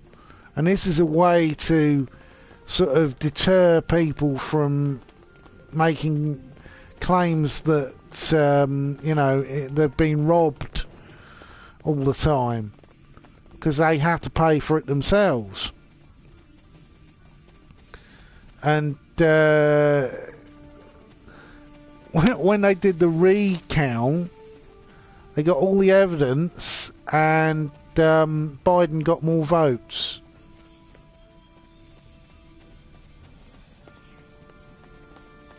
So I was quite a fan of the channel Anti-Tracker and Bird of Prey. I was sort of following those blokes, and then that I stopped because them and their fan base are so bitter about the election not going their way, that they're all talking like conspiracy theorists. And when I pointed out that, you know, the facts, that, you know, it wasn't the biggest joke was people going,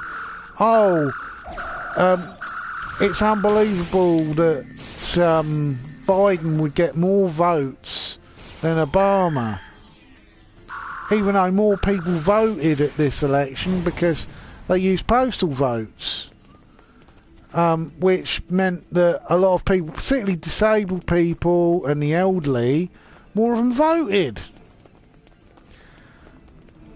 And just pointing out that as a fact got me put on a timeout. I was like, what was that for?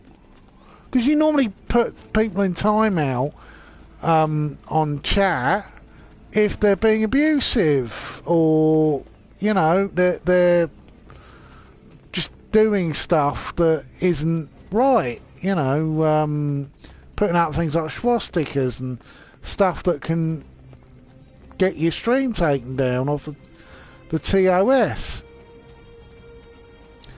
And you know, I was pointing out the basic facts. It is with great sorrow that I report and they put me on a timeout. And when I questioned it in a tweet, they denied it happened. And I said, well, okay then, and I've unsubscribed from both of them. The Romulan Republic, you know, if you're this salty about something as sort of cut and dry, that Biden won, basically, there was a percentage of people who were voting. I know, I've spoken to plenty of them who weren't voting because they like Biden's policies, or voting against Trump. They didn't like Trump. Trump had been stupid, he'd been smug, he gave people conflicting information, he's been pretty abusive to anyone who hasn't eaten his bullshit. That Axios, that's the only interview you need to watch to realise why people hate Donald Trump. It's the Axios one. You know, when you're asked about the at that time it was 190,000 people have died, and he says, oh well, it is what it is. You can't bounce back from that. You're basically saying that people dying, oh well, it doesn't really matter. It wasn't my fault, even though I'm in charge. Donald Trump's clear failure for me has been he doesn't take responsibility for anything. You know, the dividing up the public, Republicans have been doing that for years. George H. Bush did it when he was talking about city folks and country folks are more American than city folks, and it's pretty clear what he meant by that. He basically meant that people in cities are usually multicultural, people in rural areas aren't, and that's the reason why he considered it was what's known as a dog whistle.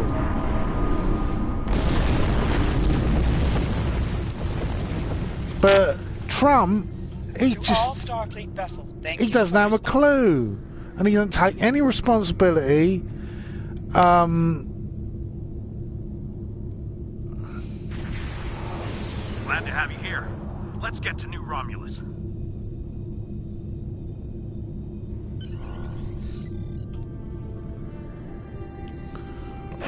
Oh, all right. Yeah, zero responsibility for his actions. He will find an excuse or shift the blame at the drop of a hat. We are grateful beyond words for your help. Glad you could join us. Concentrate fire on their command ship. And he's a fraud and a con man.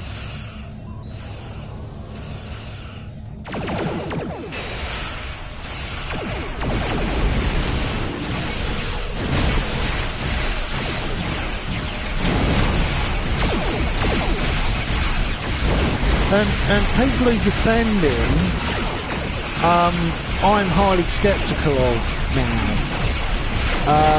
I don't think they're very honest people. I think they're I'm not going to waste my time talking to people who are screaming forward when there's no evidence. It's particularly funny now that Dominion are actually suing people who are claiming that they somehow are owned by Venezuela or China or this or that. And well, now if you say that Biden isn't, you know, isn't kosher, you can get strikes on your channel. And I'm completely for that. I think they should have done that before the election. They should have had a policy of, if you're going to be lying about something this important, you lose your, you get strikes on your channel.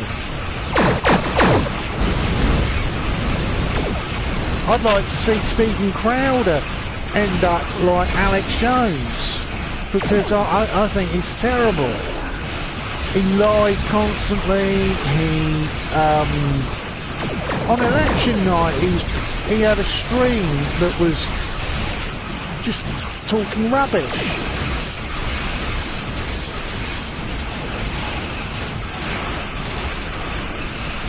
Putting out false claims about people bringing in votes and stuff like that. When it was obvious why there was a sudden spike in votes for Biden was because they started counting up all of the postal votes.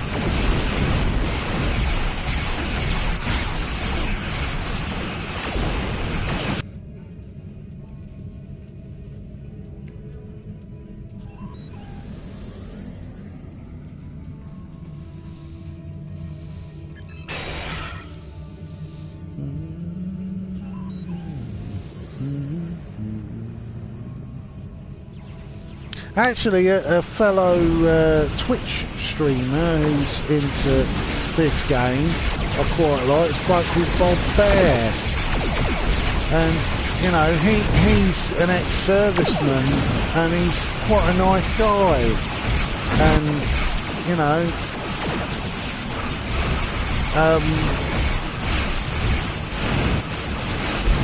we talk Star Trek all the time. When I normally watch Twitch when I'm at work now, because it's something I have on in the background, you know, whilst I'm working. Even though last year I was watching Amazon Prime all the time at work, because I was running out of things to do, because there wasn't anyone in my workplace. It was like sort of being on an abandoned ship.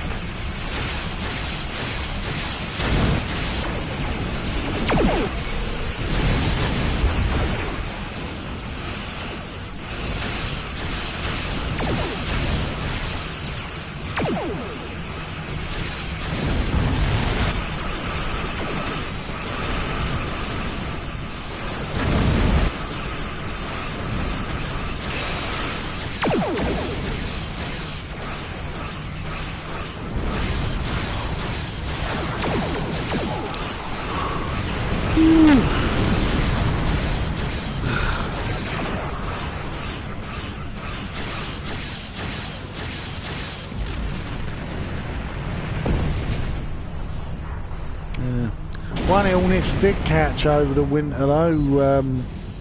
I caught it twice, and I think it was because someone in my workplace wasn't keeping the kitchen clean. I got the neurovirus, this thing that gives you vomiting and diarrhea, and I was so sick.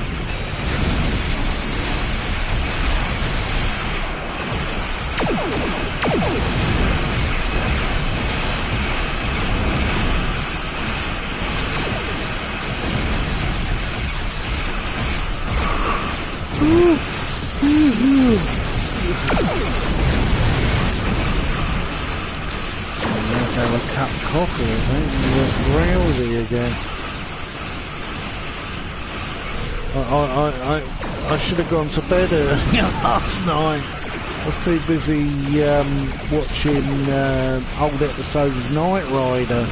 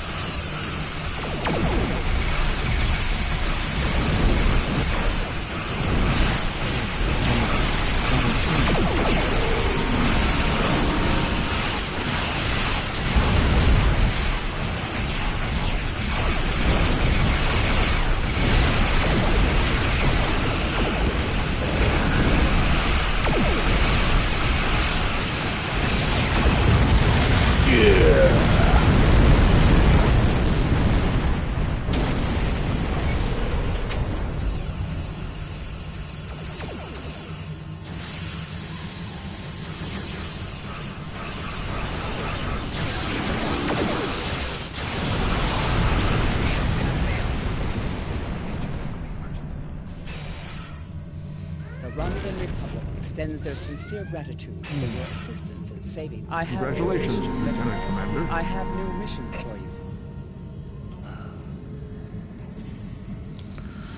Oh.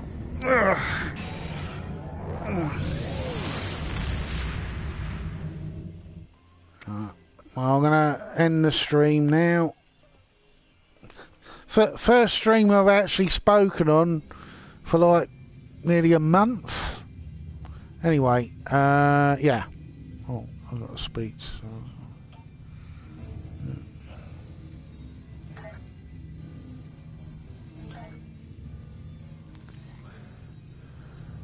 So. Oh, sorry. That reminds me of freebies.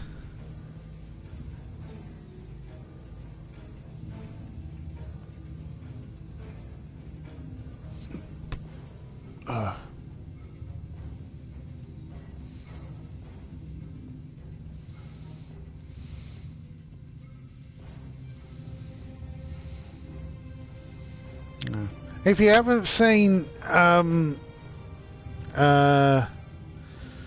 Lower Decks, you should. It is really funny. I actually think it's probably the best thing that has come out of Star Trek in... Active traits are listed on blimey. the left. I'd definitely say probably Star Trek Beyond. You can change active traits by selecting the trait slot being the you wish to last time modify. I actually really enjoyed the thing.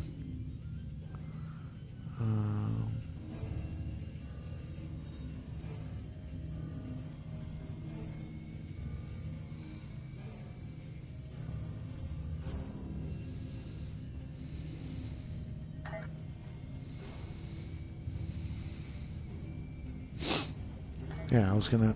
Yeah, I've got to go and do me. Go and put it all in the dryer. See you later.